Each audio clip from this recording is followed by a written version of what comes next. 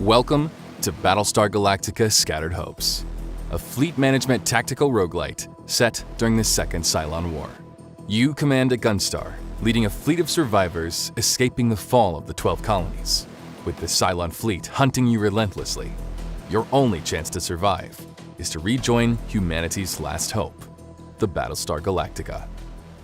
In this gameplay overview video, we'll take a detailed look at the game's major systems and how they shape the unique trajectory of your runs. In Scattered Hopes, the core gameplay loop is structured by alternating phases of fleet management and combat. Fleet management phases offer a limited number of turns to prepare for the next Cylon encounter. During this phase, you'll manage scarce resources, upgrade your Gunstar and squadrons, train your crew, and explore points of interest. Various crises and in-fleet situations will also confront you with hard choices, affecting your fleet's survival odds. As commander, there are elements you'll need to monitor constantly to inform your decisions. First and foremost, the countdown until the next Cylon attack. Time is perhaps your most valuable resource in each safe sector. With each action costing turns and time-sensitive issues emerging constantly, you must prioritize your decisions, knowing the Cylons are inexorably closing in. Your fleet's overall status can be checked here. The hull bar shows how much damage your Gunstar can withstand in combat, whereas the fleet's health bar represents your survivors on board, their health and living conditions. Your run will end should any of these deplete entirely, your fleet will be destroyed, and all survivors aboard will die. Resources are the lifeblood of your survival. Scrap is used as general currency and as material for upgrades. Supplies are needed to solve urgent situations on board. Nukes serve as powerful wipeout attacks in combat. Tilium fuels faster-than-light jumps in combat and to explore points of interest. Aside from nukes, all resources can be produced passively by your Gunstar and civilian ships after each jump, should they survive combat.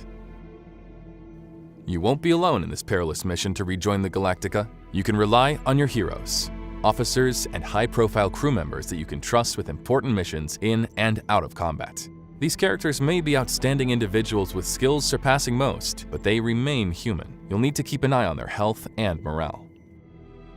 Survivors in your fleet come from all walks of life: military, civilians, and even outlaws. Keeping an eye on in-fleet politics is vital to your fleet's survival, as a faction's influence and the rapport it has with you will greatly influence events triggered in your run. Situations are various events that happen on board, ranging from hull breaches, fires, Cylon onboardings, illness, or general crowd panic. These can occur spontaneously, or as a result of your failing relationship with a faction. They may also happen as a consequence of incurring extensive damage in combat. You can resolve them by sending one of your heroes to deal with it directly, or by utilizing supplies. Keep in mind that some situations may pose risks to your hero's safety and could, at worst, cost them their lives. You can choose to ignore them, but if you do not address them by the end of the indicated countdown, your fleet's health will degrade significantly. At some point, you'll discover that some of these situations are actually a result of sabotage from an infiltrated Cylon. Nobody can be trusted, and you'll need to unmask the imposter through a dedicated investigation. Crises are more complex events that will require you to step directly into the Combat Information Center. After listening to the briefing, you will be offered two choices on how to address the issue. One will trigger an objective-based, time-limited mission where you'll need to accomplish various tasks. Fail to check off all objectives on the list, and you will face harsh consequences. The other choice will offer an immediate but often costly solution, whether you pay with dwindling resources or by losing favor with a hero or a faction, knowing that these tense relationships may trigger even more crises in the future. Crises test your ability to weigh the outcomes of each choice and measure their impact on your fleet's immediate and future needs. Sacrifices will always be necessary, but which are you ready to make? On the flip side of crises, opportunities are events that can reward you with positive effects, such as additional resources and improvements to your fleet. They also require tasks to be completed within a limited time frame, but in this case, failure does not come with negative consequences.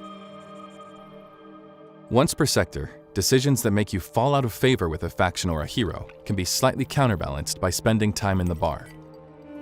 Ambrosia has a way of loosening tongues and bringing enemies together, after all.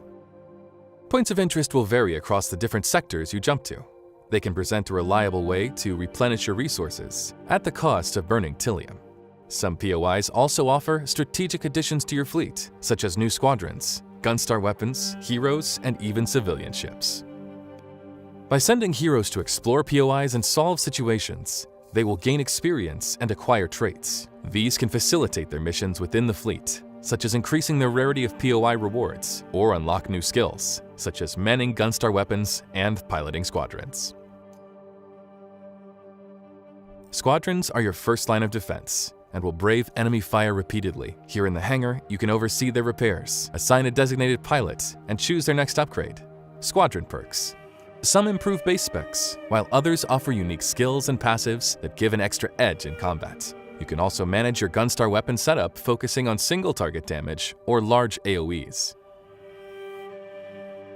Given sufficient scrap, your R&D department can work on meaningful upgrades to your fleet, such as strengthening the hull of your Gunstar and expanding your squadron and weapon slots. They can also work on upgrades specific to your Gunstar model. Fleet upgrades can also come from auxiliary systems, which offer permanent buffs to both management and combat actions. Combat phases are asymmetrical fights, where the Cylon fleet overwhelmingly outnumbers you. During the 2 minutes it takes for FTL calculations to compute, you'll need to defend your fleet in real-time combat with tactical pause, until you can jump to the next safe sector. You likely won't get away from these fights unscathed, and will need to deal with damage sustained in the next fleet management phase. During the deployment phase, you'll need to determine the optimal squadron and Gunstar loadout for this encounter. Thankfully, the Dratus system will show you a preview of the enemies as they spawn. Combat is in real time, and you'll need to command multiple squadron units and weapons at once. Using real-time pause will allow you to assess the flow of the battle more efficiently. You can use this function at any time, testing each move with ballistic previews before you commit. Each of your squadrons has its own strengths and weaknesses. Not only do their base specs differ, but their unique perks, EMP, camouflage, on-field repairs, determine their strategic value during combat.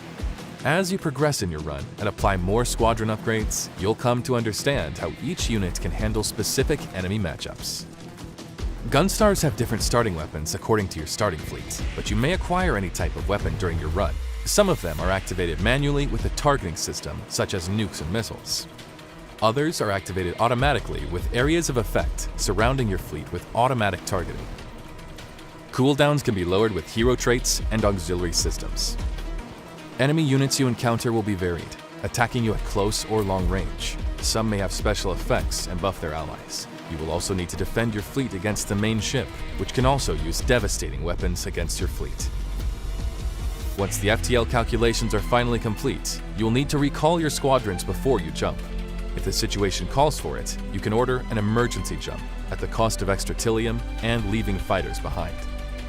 Should you survive the encounter, you'll be able to choose a reward, which varies between extra resources and blessings that cancel out negative consequences in the following management phase. Regardless of if you succeed in rejoining the Galactica, you will gain a resource you can invest in meta upgrades, Faith. Enough of it, and you can drastically improve the survival odds of your next fleet by giving it a head start with extra resources, or upgrading the overall rarity of hero traits and squadron perks it will be offered. Trials are a series of feats and tasks you can complete during your run. Doing so will grant you knowledge, which unlocks access to new starting fleets, squadrons, and more. This gameplay overview video barely scratches the depth of Scattered Hope's systems.